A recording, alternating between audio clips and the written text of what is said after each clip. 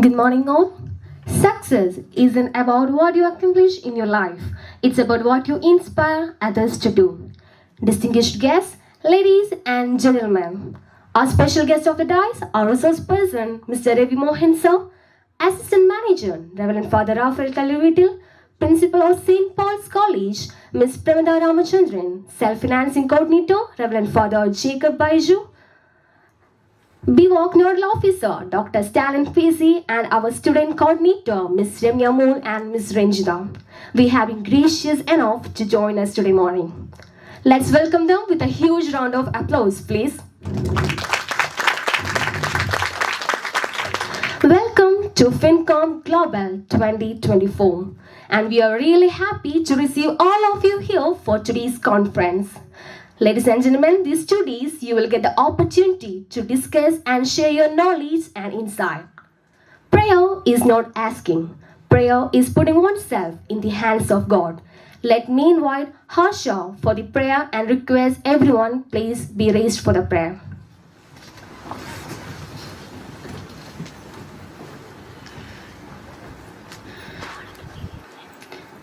या कुन्देन्दु तुषार हार धवला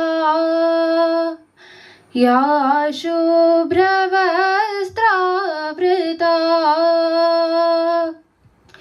या वीणावरदण्ड मण्डितकरा या श्वेतपद्मासना या ब्रह्माच्युतशङ्कर प्रभृतिबर देवै सदा वन्दिता सा मां पातु Saraswati Bhagwati निशेषजाड्यापः.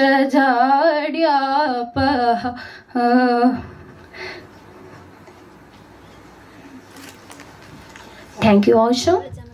To welcome is to show the honor. To welcome is to establish the integrity. I invite Ms. Ranjita, the Assistant Professor, to deliver the welcome address. Ma'am, please. Good morning, everyone, distinguished guests, esteemed colleagues, and dear students.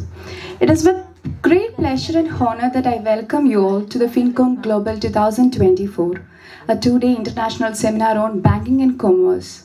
The seminar is a significant event that brings together some of the brightest minds and most influential figures in the field of banking and commerce from around the world.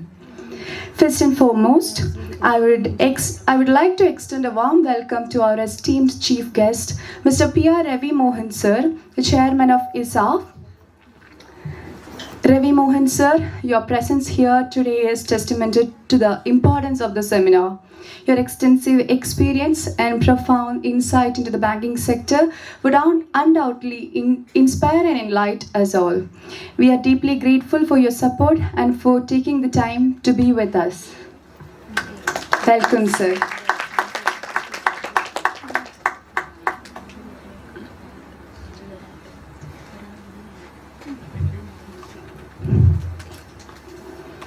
Next, I would also like to extend a special welcome to our resource person, Mr. Reggie Koshi Daniel, Vice President of ISAF. Sir, your expertise in commerce and your innovative approaches to financial solutions are highly respected. We are eager to hear your thoughts and learn from your experience. Welcome, sir.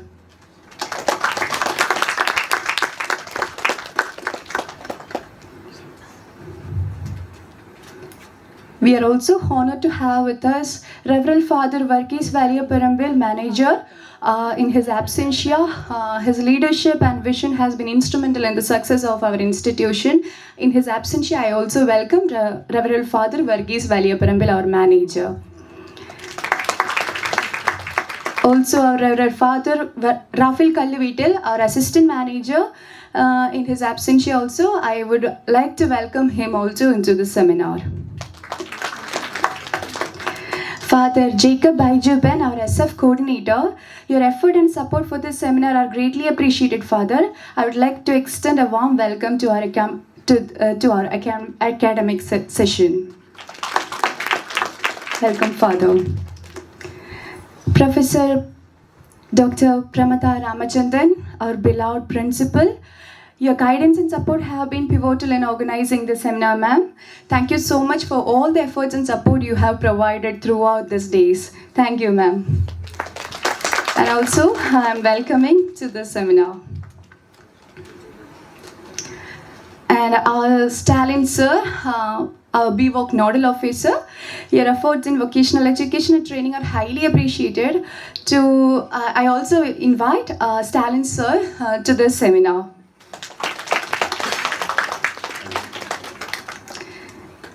Last but not the least, to all the invitees, teachers and professors and students who have joined us today, I extend my heartfelt thanks. Your participation is crucial to the success of the seminar.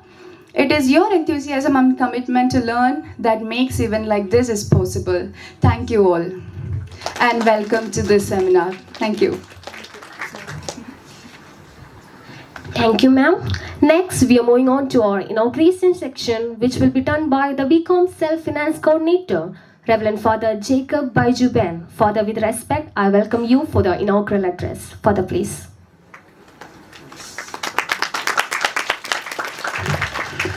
Honorable dignitaries on the dais and honored of the dais. I'm just representing the manager, or Father Verghese Veliyaparambil, in his absentia. He's too busy with his responsibilities. And this is a gracious occasion. I just met the two dignitaries we have here with our Prabhupada ma'am. And as we had a hearty chat, very simple and gentle personalities.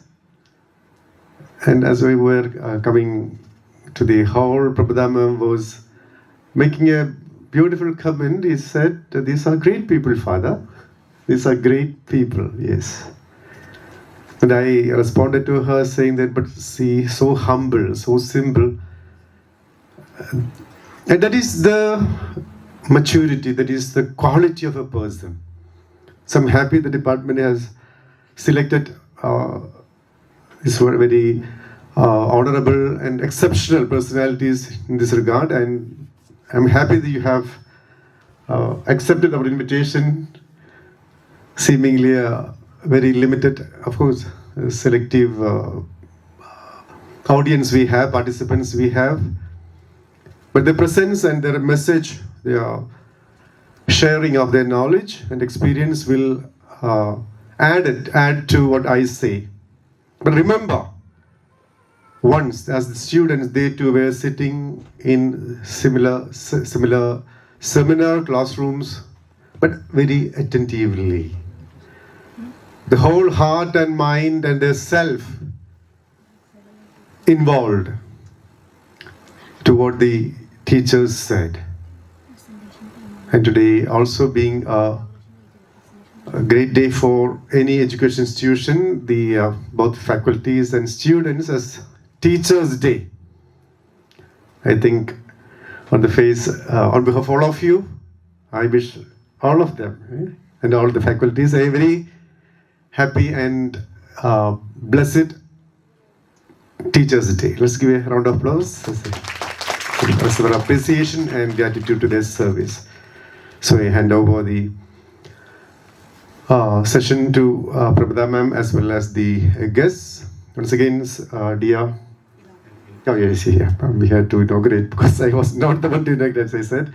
Yeah. So this is a great opportunity for all of you and all those who have come here from within and without. Off the campus, other institutions as well. You have come here. So make the best use of this opportunity. As I said, nobody's born great. They all, with their effort, hard work, commitment, become great people. And they don't profess or proclaim themselves are great. As Prabhupada ma'am said, in their absence, they are great people. That's their achievement. That is an honor for them, an honor for us. So once again, I express my joy and gratitude for this occasion, for both the participants as well as the resource person on this by this small message. I officially inaugurate this seminar. Thank you.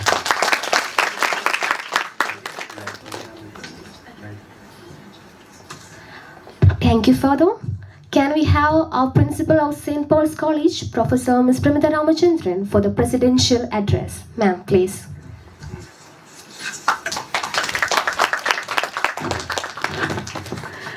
Respected dignitaries on and off the dais, dear teachers and my dear students, what a wonderful day to be having a seminar, a blessed day, because being a teacher is a blessing indeed.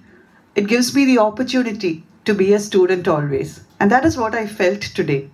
As a seminar is going on banking and commerce, what I feel is such relatable concepts this seminar has brought to us. If it were a seminar in my area, I don't think anyone would be sitting here if they were away from mathematics. But here is an area to which everyone can relate to, banking. The ATM card I use, the food I buy, the clothes I wear, everything is governed by finance and banking. Whatever I earn, my first thought is, what do I do for the future? And there also a bank enters. And it's particularly pleasing that it is ISAF that is playing a major role here today. Because it's not the big conglomerates that matter. It is the small people who matter. And it's the small people that institutions like ISAF are concentrating on. As I spoke to Reggie sir and Ravi Mohan sir today, I came across a very wonderful concept, sustainable banking. Have you all heard of it? Sustainable banking? Yes, okay, then you're very lucky people, because I couldn't, and I was very excited when I heard it. From what I understand, it is banking, but it is banking with a heart and with a soul, right? So, in the 60th year of St. Paul's College, as we step into our 60 years, we see two departments that started off as babies of St. Paul's mature into great departments that are hosting such a wonderful seminar. My advice to you is make full use of the opportunities present before you. These two people are so down to earth. You will wonder how they could come here. But it is precisely because they come here, they do things like this, that they are what they are. So, on behalf of St. Paul's College, I once again welcome you, the chief guests over here, because it's a great opportunity, and I wish you all a fruitful session today and tomorrow. Thank you all. Thank you, ma'am. So let's give a head start to the program. I invite the following dignitaries to step forward for the lighting of the lamp. May I please invite our resource person, Mr. Ravi Mohan sir, the Assistant Manager, Reverend Father Rafi Kallevitil, Principal of St. Paul's College, Professor Ms. Pramita Ramachandran, the Self-Financing Coordinator, Reverend Father Jacob Baiju, Rijikoshi Daniel sir, and the PBOK Nodal Officer, Dr. Salin Pesi, and Student Coordinator, Ms. Remya Mol and Ms. Ranjita. Can I have these dignitaries for the lighting the lamp?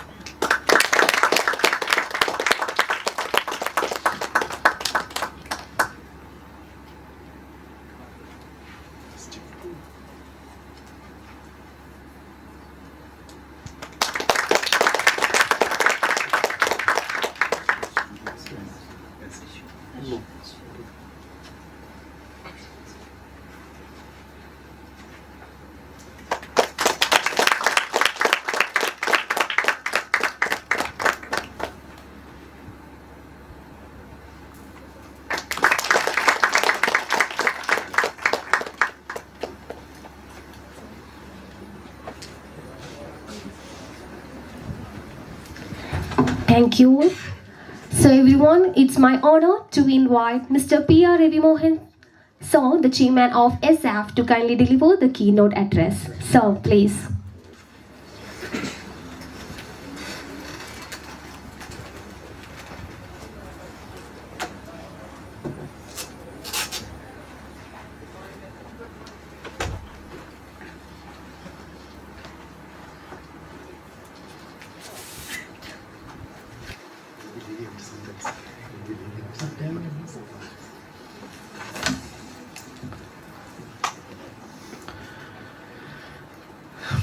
എല്ലാവർക്കും നമസ്കാരം.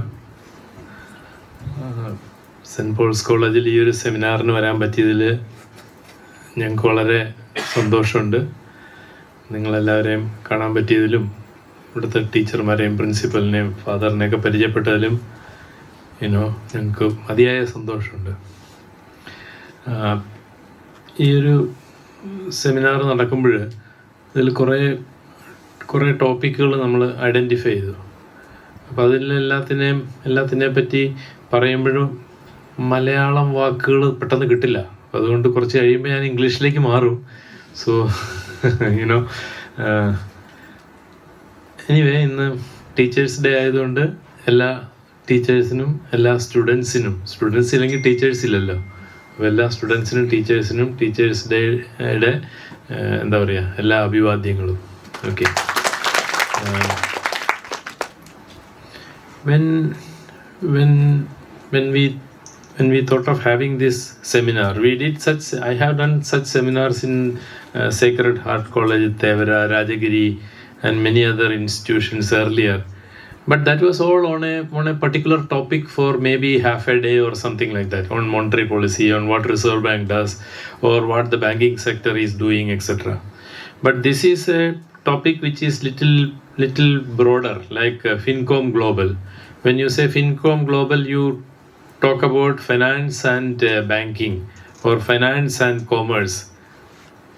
Banking, of course, is there in both finance and in commerce. So we are talking about things which are very quite broad. So when we thought we will have a 2-day seminar, then we were thinking that what topics we can identify in this particular topic. So one of them that came to our mind immediately was the risk management in banks, because you know that banks are taking a lot of risk, and you are students of commerce, you are students of banking, you are students of finance. So risk is something which you must have heard, you must have been studying a little bit, etc. And some of you have studied statistics at some stage in your school or in your college early part. Measuring risk, as you know, is very difficult. But statistics helps you to give an approximation of how to compute risk. And once you compute risk, then only you can manage risk. So we thought that one of the topics that we will talk about is risk management in the banking sector, where we will focus more on emerging type of risks. I will tell you about an incident which happened, somebody told me yesterday, that a little later toward the end. And then we thought, since we will talk about things which are little innovative, like like your principal told, we have a concept of sustainable banking, and there is a term called ESG, which you must have read in the press and in the papers and all. It speaks about environment, social and governance, and on which the focus is more on environment. Why do we say so? We say so because the climate risk is something which is very, very important for not only for banks, for everybody, the country. You know what happened in Wayanad recently, is it not?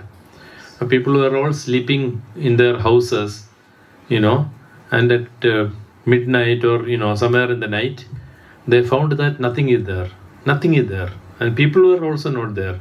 So you can imagine what type of disaster can strike country, community and all. And this is something which is sometimes we feel because of the act of man. We keep on cutting the trees, we keep on having the mining and things like that.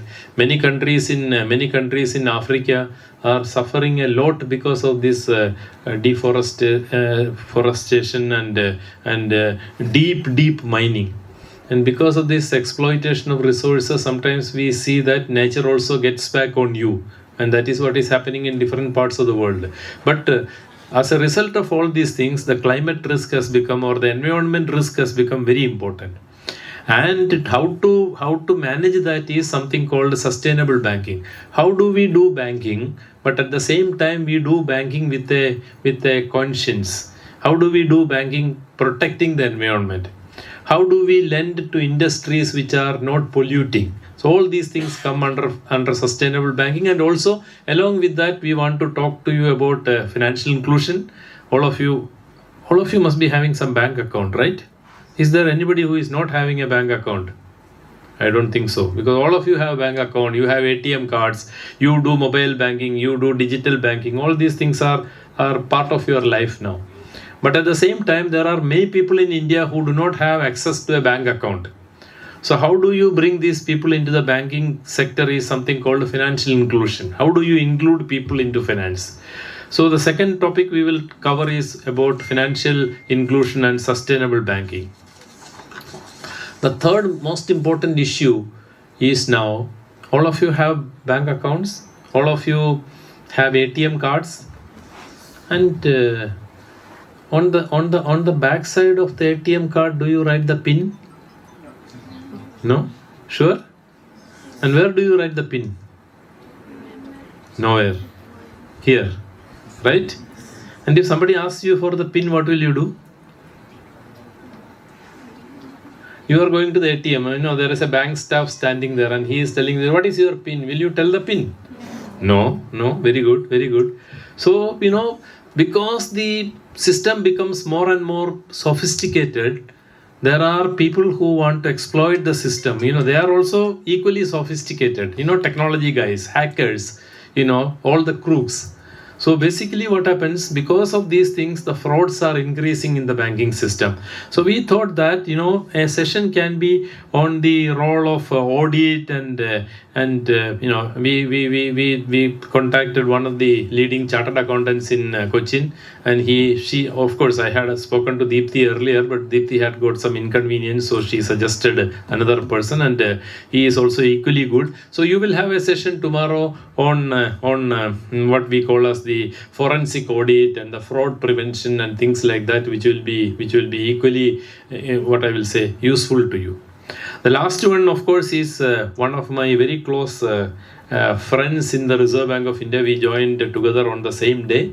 He became the in charge of all technology in the Reserve Bank of India, including the payment systems and things like that. He is talking to you on artificial intelligence in banking and all related things. You know about this artificial intelligence related issues now, because banking has become very, very technology oriented. So what are the new developments? What type of information? Some of you may, after this course, you may also study something, or you may be interested in studying something on this data analytics and use of big data, artificial intelligence, and there are many things called RegTech, SupTech, and all. Technology in regulation, technology in supervision, technology in anti-money laundering and KYC related issues. So Ganesh Kumar will talk to you tomorrow on this. So I thought these are some 3 or 4 very important topics that we will try to cover, in the course of this 2-day program that we have designed. But at the same time, I also thought that we will also, talk a little bit about why these things. What is the general thing that we are seeing in the banking sector? That the financial sector, of which banking is one part, and all this commerce and industry also forms a part of the financial sector. It plays a very key role in the economy of any country. So as such, I will say that the topic selected and the timing of this seminar is very, very appropriate. So you will get lot of insight into many of these things, and all these topics that we said are very relevant. But if you look at last few years in the banking sector, there have been lot of challenges. You know that one of the major challenges that we all experienced was from 2019, 2020 onwards, is it not? The COVID-19. So COVID-19 was a very big challenge for not only the banks but for every country. So there is a saying that what COVID did is it affected the lives and livelihood of people, is it not? Lives and livelihood, because many people died and many people had no work because all the industries, everything was, there was a lockdown. So people could not move out and do whatever work they wanted to do. So during that period, banks also faced a big challenge. In fact, the bank in which me and Reggie are associated, we also lost some of our staff due to COVID. They came and started working, and unfortunately, they lost their lives. And many of the banks' branches could not be opened because there was a lockdown and the district administration or the government was not permitting people to move. You must have seen that. Some of you must have been having a what do we call a certificate and all to come to college and to move around and all those things. So it was very difficult times, and during that time banks faced lot of challenge. And slowly, when we thought that we are recovering from this COVID effect, we were affected by what we call as a second bigger challenge now, that is all this geopolitical tension, the Ukraine war and what is happening between Israel and the Hamas and things like that. So this is also having a lot of impact on movement of goods, movement of people, and people going abroad and doing their work, etc., etc. So and then in 2000, so slowly, people, after some time, nobody talks about Ukraine war these days. We know that some war is going on and, some people are dying. Beyond that, even the newspapers do not give much importance to Ukraine war, because that has been going for 2 years. People know that it will go for maybe another 2 years more. But then, as banks were again, or the economy was again trying to come back from that, in 2023, that is last year, you must have all heard about another banking crisis which happened. But fortunately for us, it did not affect our banks much. But this started in the United States and also in Switzerland, where some of the highly developed countries, the so-called highly developed countries, where the regulation and supervision was very, very supposed to be very good. But there some banks started getting into problems. And we call it as the 2023 crisis. So, banking sector, you will find that there are a lot of crises. The Asian crisis, then in between the global financial crisis which happened in 2007 and 8. So this latest one, 2023 crisis, this happened with a few banks. You must have heard about their names. There was a bank called Silicon Valley Bank. There was a bank called Signature Bank, First Republic Bank, and Credit Suisse, which is a Swiss bank. So, if you look at what happened to these banks, then that gives us, how can these banks behave like this? Silicon Valley Bank was a reasonably middle-sized bank in US, but its focus, its clientele was mostly the new technology type of companies, new technology entrepreneurs. So the bank was taking deposits from these type of people, and the bank was also giving loan to these type of entities, which are new startup business, as we call startup business. And their deposits they were collecting from in large amount. It was not 100 rupee deposits from thousands of people. They had, instead of that, they had maybe 100,000 deposits from a single person. Yeah.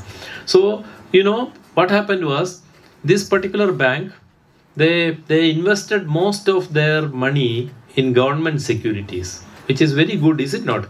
And the remaining money was given as a loan to these startup companies, which were technology related startup companies. So the US interest rates were very low. So there was no problem, and this was going on for some time. But then slowly the interest rates started going up. And in all these government securities or bonds, there is a principle that if the interest rate goes up, the value of the bond comes down. This is called bond principle, bond valuation principles. You must have studied it at some stage, because there is a relationship between the yield and the price, inverse relationship.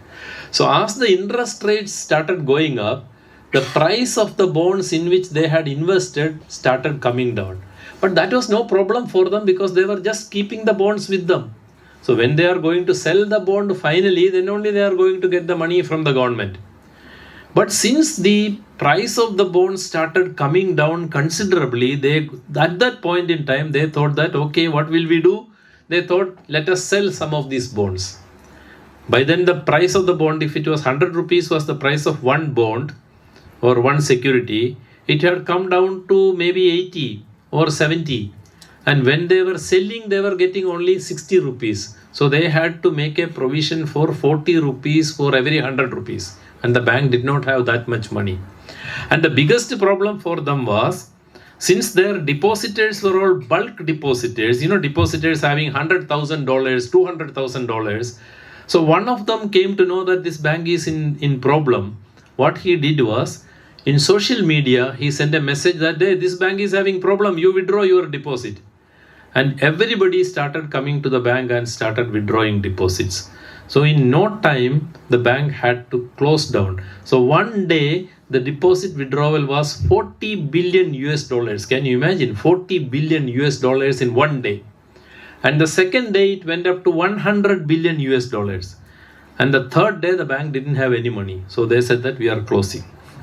So you can imagine, how dangerous the banking crisis can be. And then they realized that this bank had a board, the Federal Reserve Bank, which is equivalent to a Reserve Bank of India, was supervising them. With all these things, the bank could not survive. So what I want to tell you is that this banking crisis can come at anywhere, anytime, in any form. And it can affect not only, and then immediately after this Silicon Valley Bank, there were similar banks having the same business model. So since one bank failed, we call it as in banking technology or in finance literature, we call it as a contagion effect. That means something happens in one bank, it gets transmitted to the other bank, it gets transmitted to the entire banking system. So these type of activities suddenly, became very big. The US regulator was also blamed for that, because they also did not, supervise the banks very closely. And ultimately, there were a lot of impact, not only in the US, but in different parts of the world. But when we look at all these things, we feel that our banking system has been reasonably stable. We were away from all this. Our banks were not affected.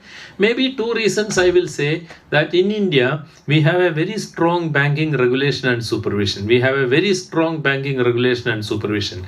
Sometimes we feel that this is very, very tight, very tight. This is like, I will give you an example, like the parents controlling the child. Sometimes you feel that your parents are very strict, is it not? And then you will feel that your neighbor or your friend, parents are very liberal. So what is your first reaction? You will feel that what hopeless parents I have got, is it not? You will feel, and look at the other fellow, his parents are so nice. So banking regulation and supervision is like this.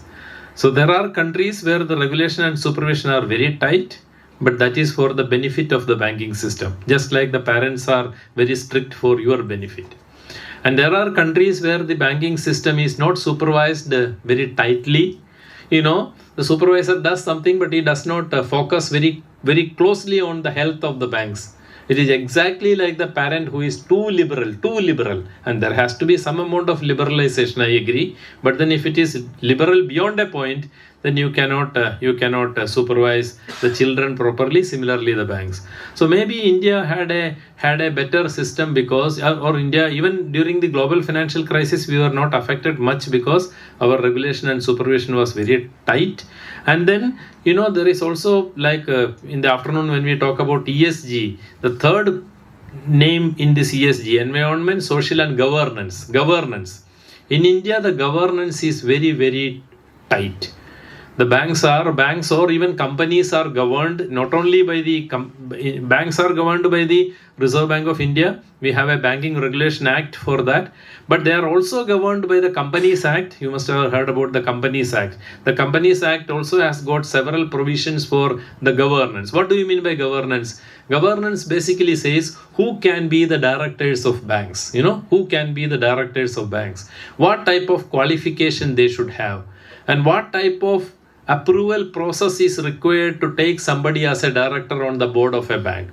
In India, it is very difficult for somebody to become a director on the board of a bank unless he has got qualification, experience, integrity, honesty, and a lot of other things. So all these things are to be scrutinized, verified by every bank and also by the banking supervisor. So maybe our governance standards were very good, and if in any organization, if the governance is very good, then this organization cannot fail. So that was the second reason. And that immediately following from the first two is the confidence in the banking sector. So people had a lot of confidence in the banking sector. In many countries after the crisis, there was a run on the deposits. What do you mean by run on deposits? People all go to the bank and withdraw their money. Okay. And just let me give you an example. You all have put money in your bank, is it not? You have deposits in your bank, whatever be the bank, HDFC, ICICI, Axis, CSB, South Indian, Federal. So imagine that if all the depositors of your bank one day morning goes to the bank and decides to withdraw the money, what will happen to the bank? All the depositors go and try to withdraw the money at the same time. Will the bank have cash in their office? No. What does the bank do with the deposit? That have you thought about? You put 100 rupee deposit in a bank, what does the bank do? In my childhood, I thought that the bank keeps all the deposits in their room, and whenever you go, the bank gives you the money. Is it correct? No. The bank, with the money that you are depositing, the bank is giving loan to somebody else, is it not? The bank gives a housing loan, they give a motor vehicle loan, they give an industry loan. So when you go to withdraw the money, the bank has to get the money from the fellow whom they have given it as a loan, is it not? But that person will not give back the money immediately. So every point in time, the banks have what we call as a liquidity issue. So these type of liquidity issues can put lot of pressure in the banks, and that is why we call now there is a new terminology. We are going to talk it after the tea break. It is called the resilience in the banking sector. We call it as resilience. What we mean by resilience is if there is a pressure, if there is a crisis, how effectively can the bank survive? Take a personal example. Let us assume that you also have lot of cash at home, or you have lot of assets at home. You have put money in banks like fixed deposits. You have a lot of gold, all those things. But suddenly one fine morning there is a crisis. One part of your building collapses. You cannot say that I am having a lot of gold, so I will survive. So you may require perhaps solid cash for that. So these type of things, how you can survive in a crisis is what is called resilience.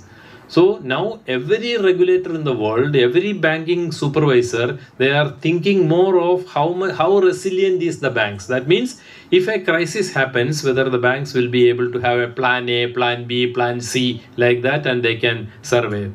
So because of this crisis and because of previous experience, in India, we had built a lot of resilience on the banking sector, and this resilience was, done up, I will say, reasonably in a good way.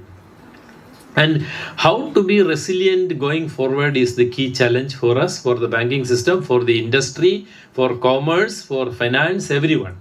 So how resilient is going to be the banks? If the banks are very resilient, our industry also will be resilient. If banks are very, very resilient, the financial sector will be resilient. And how do we become resilient?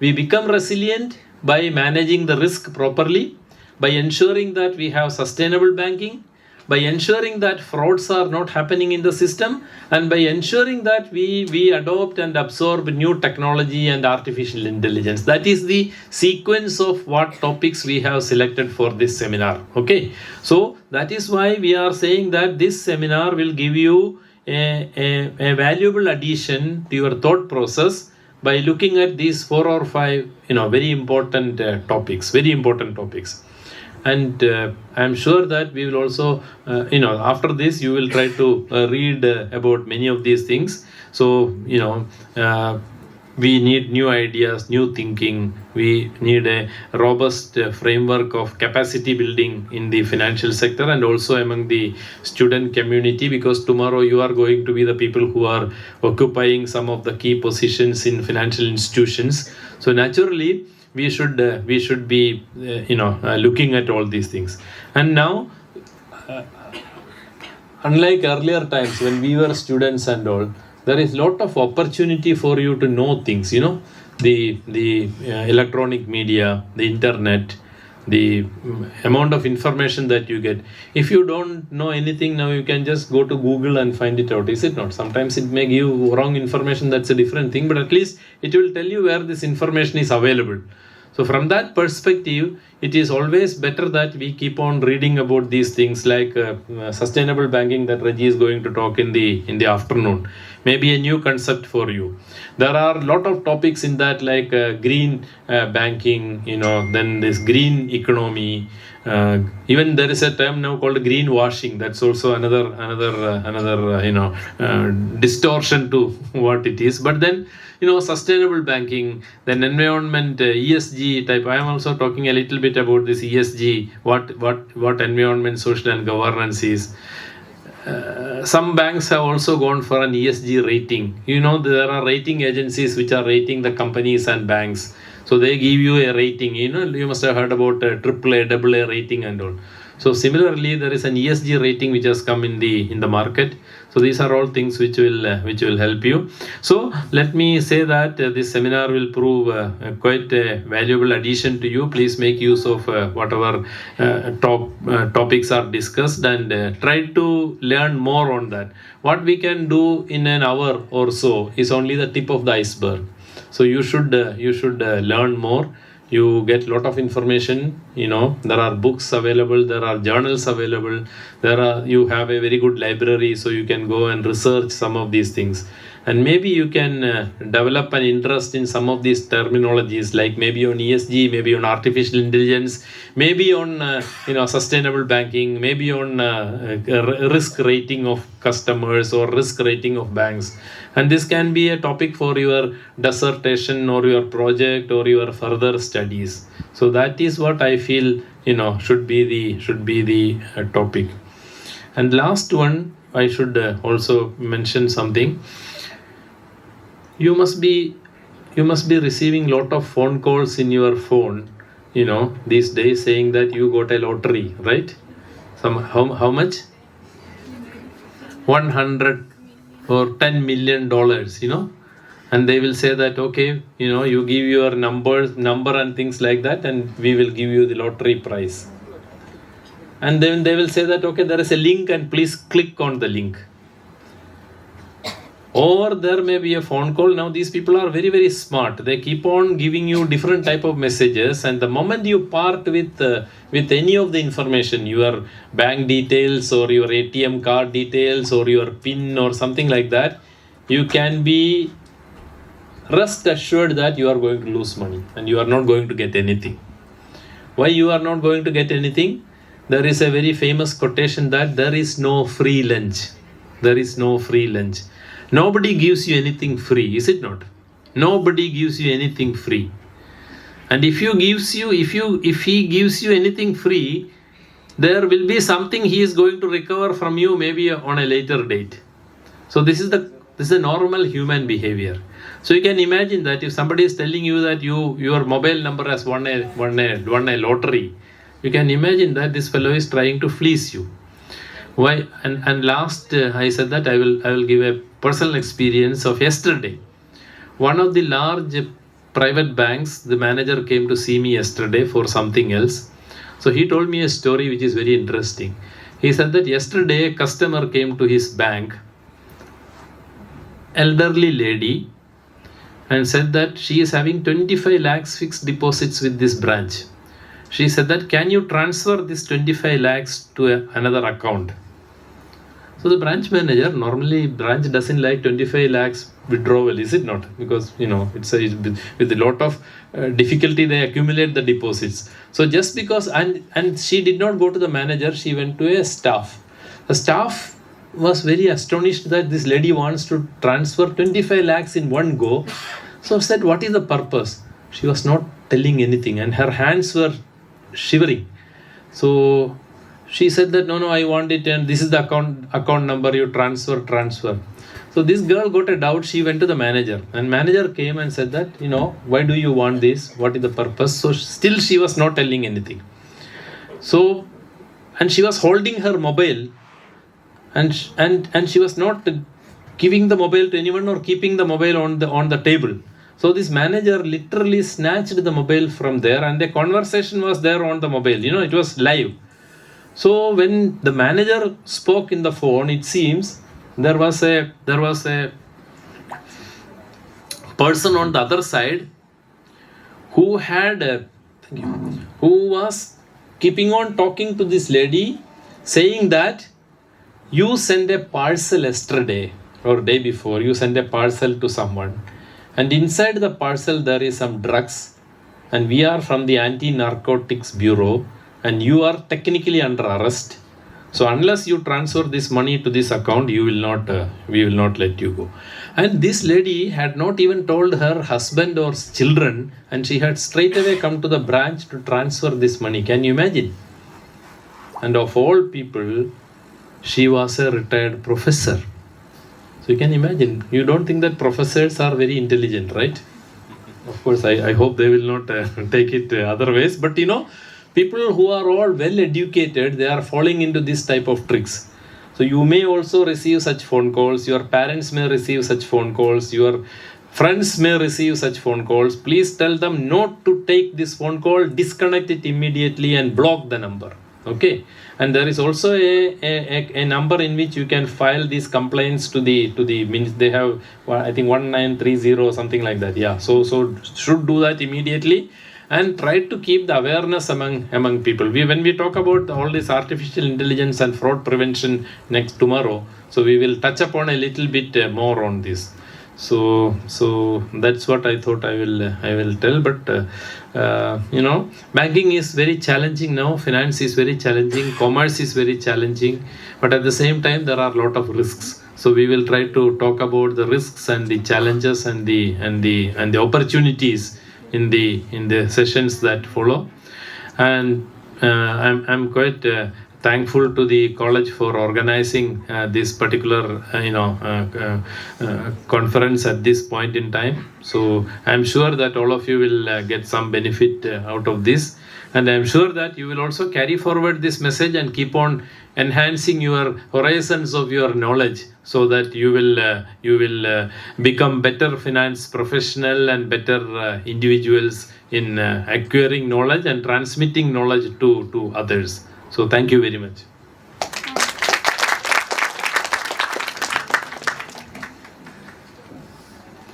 Thank you, sir, for your enlightening words. With due respect, I invite Dr. Stalin PC, the BIVOG Nodal Officer, for the felicitation speech.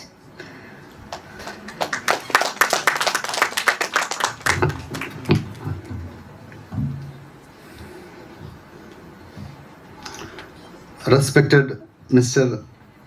P.R. Ravi, who inaugurated this two-day international seminar. He's the chairman of ISAF Small Bank. And Mr.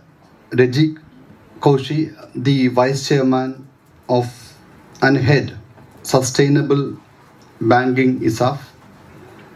The department head, Ms. Ranjita, and department head and academic coordinator Remy teacher, and the teachers of commerce and BIVOG banking, Father Elias, and dear students, first of all, I congratulate Department of Banking and Financial Services and Department of Commerce SF for organizing such a wonderful two-day international seminar on relevant topic like finance and commerce. And as we were hearing from the chief guest of the day, that these two-day seminar will give you great opportunity to more about the innovations that is happening in the finance sector, especially the banking sector. And our economy, Indian economy, is progressing in a very rapid way. You all know that our position in terms of gross domestic product is 5th, and we have declared openly to the world that by 2027 we will become the 3rd biggest economy in the world. I was just contemplating on few things that our chief guest mentioned. He mentioned about global financial crisis, and he also mentioned about the deceit and fraud practices that are prevailing in our country. And many people, not the ordinary people, but highly learned people, they fall victim to such traps.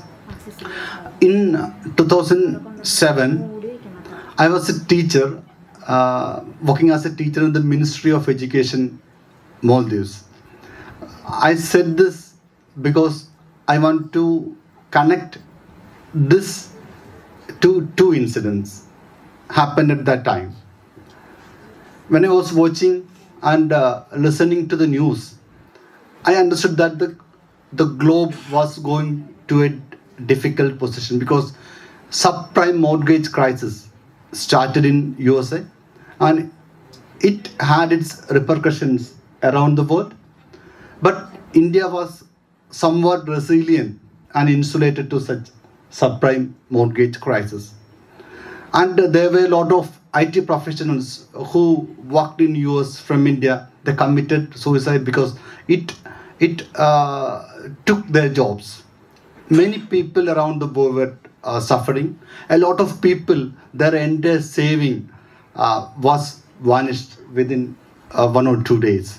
And that was the situation, and that was having a real effect on gross domestic product. So that was the incident that was happening around the world. And one specific incident was also happening in my department, where one of our teacher who was teaching chemistry, she was chatting with a friend in US. And by the time this teacher was going some other financial crisis because her mother was diagnosed with cancer, and for the treatment she had to mobilize funds for the treatment. So she said this matter to her friend in US, and the friend was ready to help her. And one day this teacher told us that the friend had sent some money via Singapore. So to claim that money, she had to pay around $1,000. And she borrowed money from us, and she paid this as a commission for transferring this huge amount to her. And realized that that amount was gone because that was also a fraud thing. So even though Kerala is well known for literacy, general literacy, it is very notorious and very less known for financial literacy. Because everywhere you can see that a lot of people, they become prayer trapped to chitti and other lot of what we call non-licensed financial institutions. They are indulging in lot of financial transactions and offering high rate of interest. Even the bank, they offer only 4% or 7% of interest, but these financial institutions, they are offering 36% of interest 64% of interest, and they become prey to such financial institutions. So I think that at the end of this 2-day seminar, at least these participants will become aware of the financial instruments and financial markets. And we are, as a nation, progressing a lot and inventing a lot of fine financial instruments.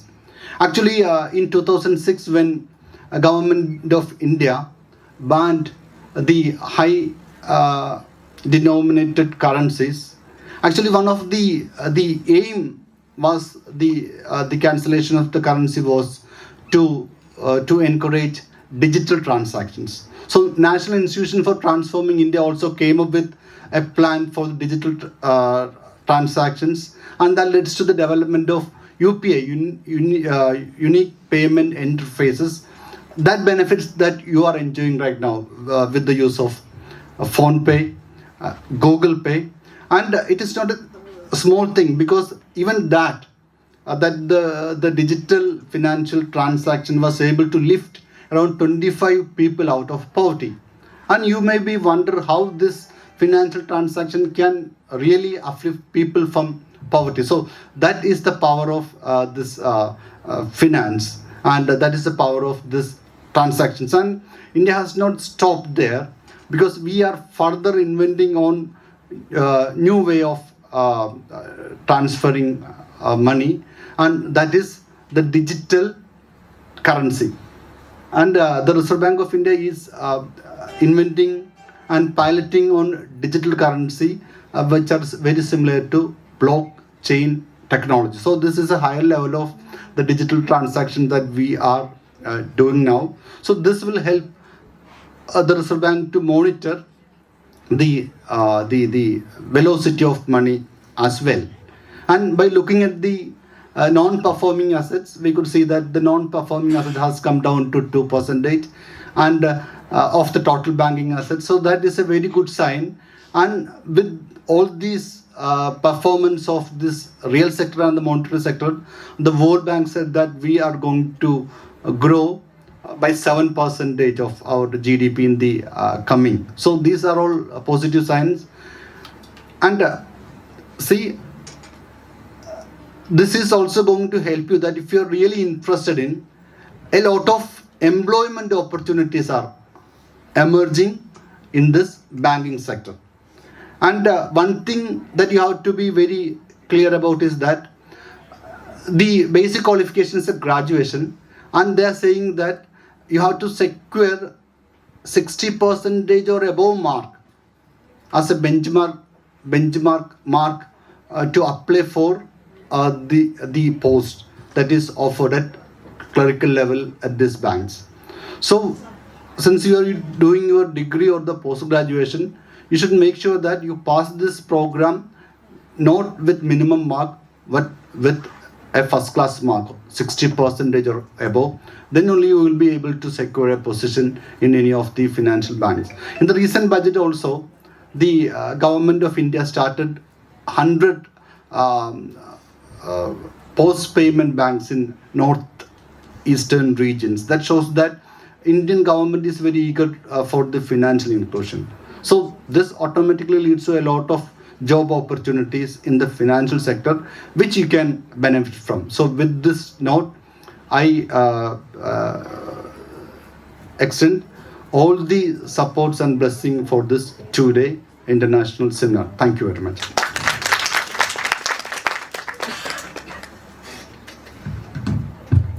Thank you, sir. We have come to the end of our official ceremony. With respect, let me invite Ms. Ramya, the academic coordinator, to deliver the vote of thanks. Ma'am, can we have for the closing?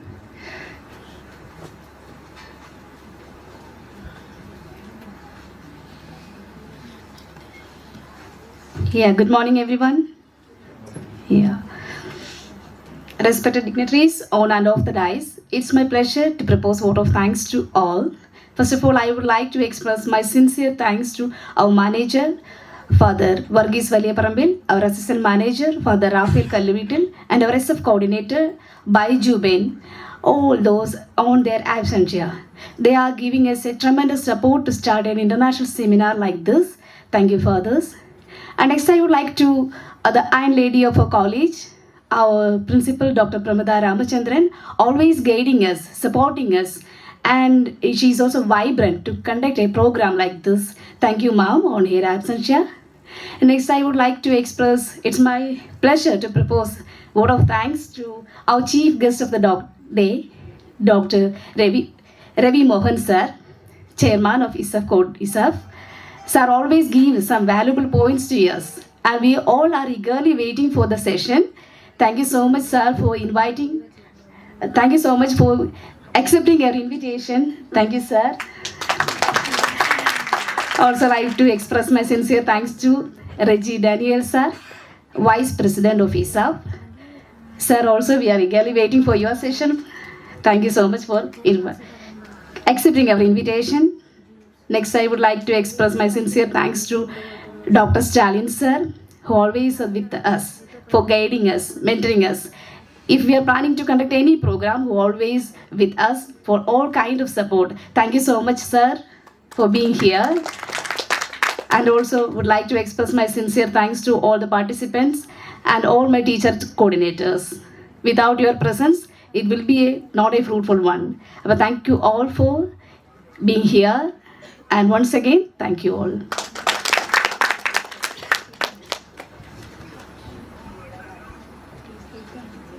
Thank you, ma'am. So our official ceremony had come to the end. Thank you for all the dignitaries. Now we have a tea break.